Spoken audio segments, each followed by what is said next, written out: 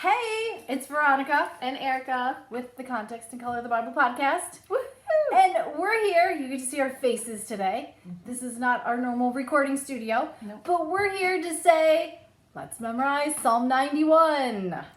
I have to say, I don't even remember why we picked Psalm 91 originally, but in doing a little, why I memorized it with my kids, but in doing a little research on it, I didn't realize it was a huge psalm, actually to memorize in the history of the church. Yeah, you were saying that and it was like...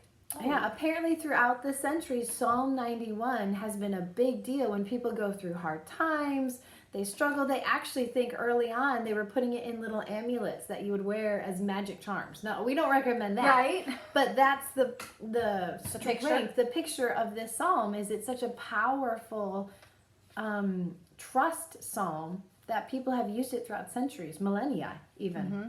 So it's a good psalm. While you were talking about that, just a couple things as you're looking at this psalm today. We're just going to talk about verse 1. But that first word or that first name for God is Most High. And in Hebrew, that's the word Elyon.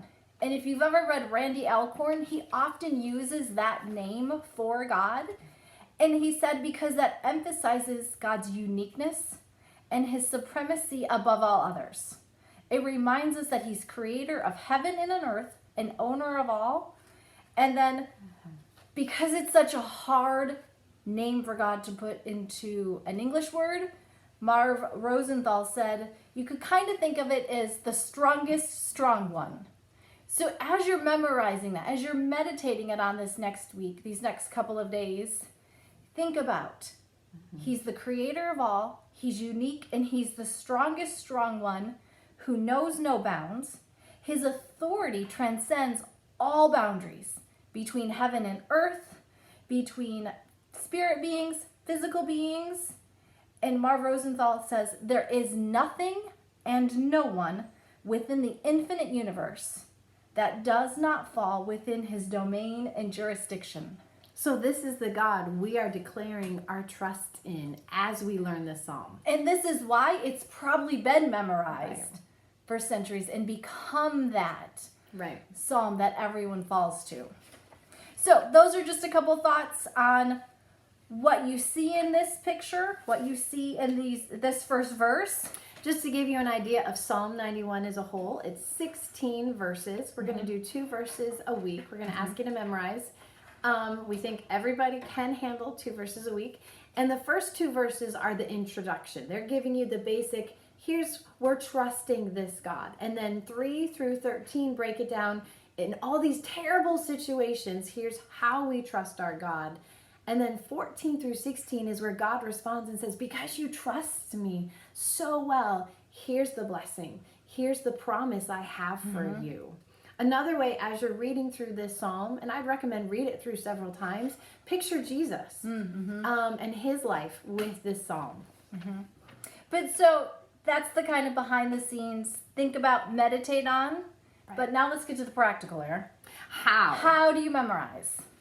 The thing we both do, out loud. Yes. You have to say it out loud.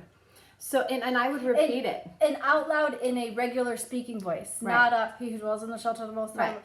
He who dwells in the shelter. And then I'll repeat it, and then I'll have my kids repeat it with me or after me. And sometimes we'll do one word, he who dwells.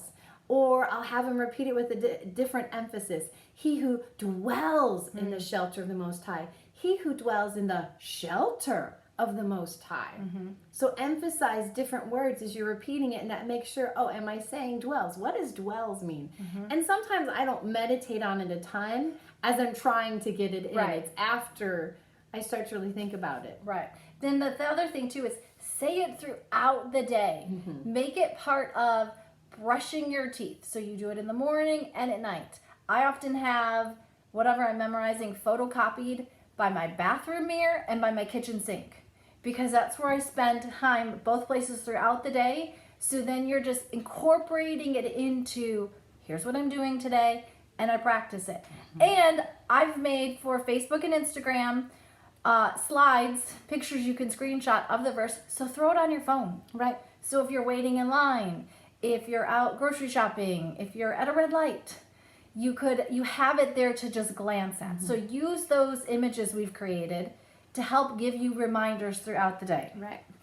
And So- just stick with one verse.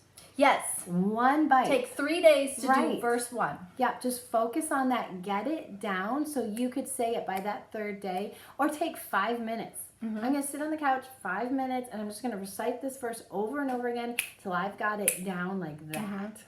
And then we'll be back with verse 2 Yep. later this week. Bye-bye. Bye.